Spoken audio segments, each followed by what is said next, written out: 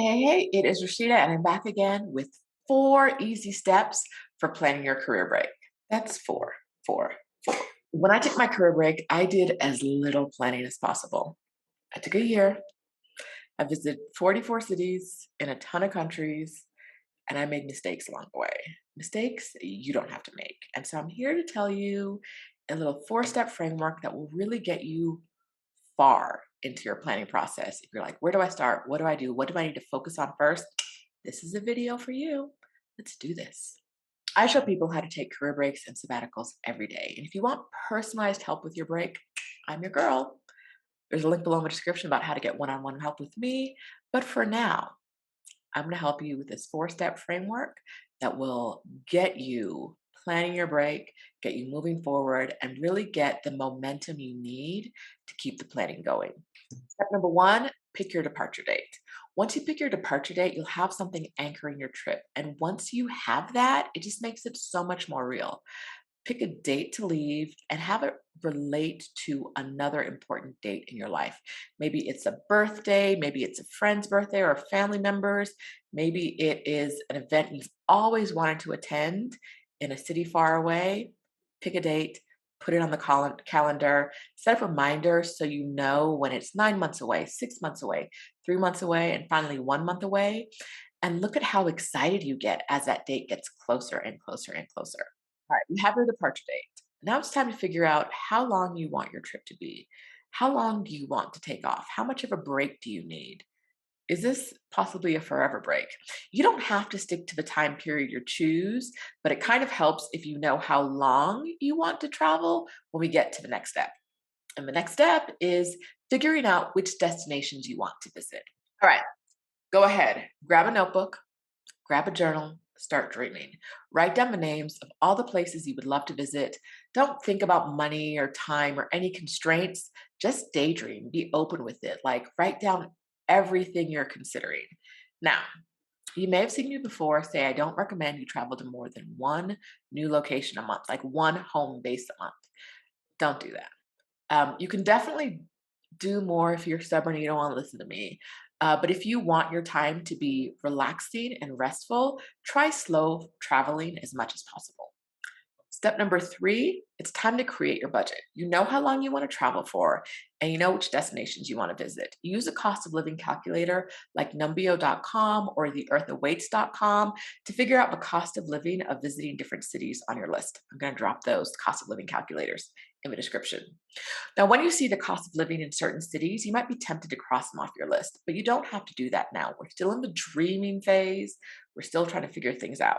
Don't kill those dreams yet. Come up with a total budget for your ideal trip and write that number down in your notebook because we're going to work on that number next.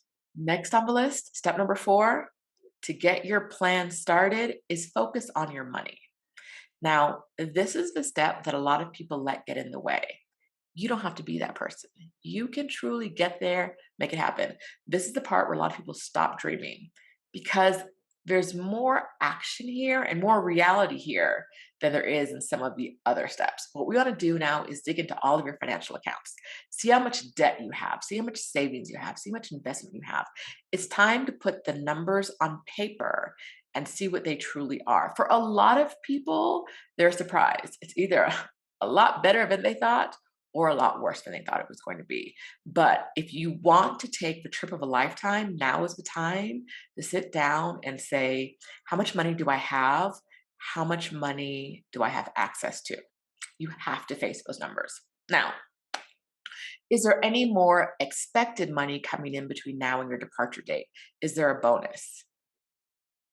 Will this trip change how you usually would spend a bonus, right? Like maybe now you use your bonus to pay off some debt or to save for your adventure.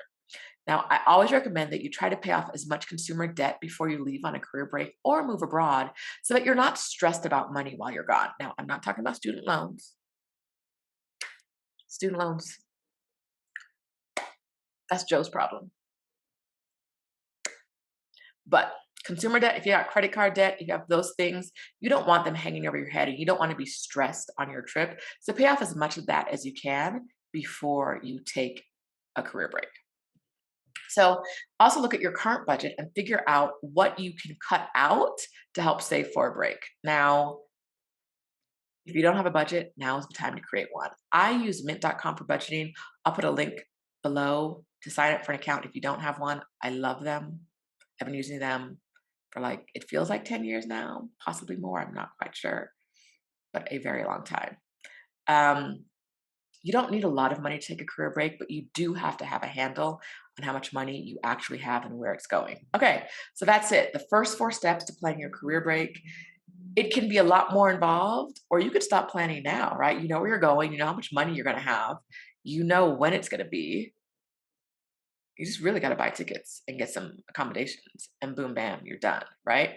Or if you've got a lot of other things in your mind, you want to work through a lot of the details, I can help you in 3 different ways. One, you can grab my free sabbatical planning guide in the description. You can work with me on a one-on-one session. I sit with you for an hour and go through your specific plan and say, what are the things that are missing? What are the things that are done really well in your plan? What should you move around? What are the things you're not considering when creating your plan? That's what I do in the one-on-one sessions. Or you can join my group coaching program, which is called From Burnout to Bliss. And in that program, you get accountability, you get new friends, you get people who are doing the same thing you're doing and creating a similar plan to what you're creating. And we get together once a month, sit down, and we all kind of work through what we're working through. And it's really great to hear other people working on their plan. So if you love that community support, From Burnout to Bliss is for you, and I can't wait to see you in there. The link to all 3 ways to work with me is below in the comments. If you haven't subscribed yet, now's your chance. Go ahead and subscribe, give it a thumbs up, and I will talk to you next time. Bye.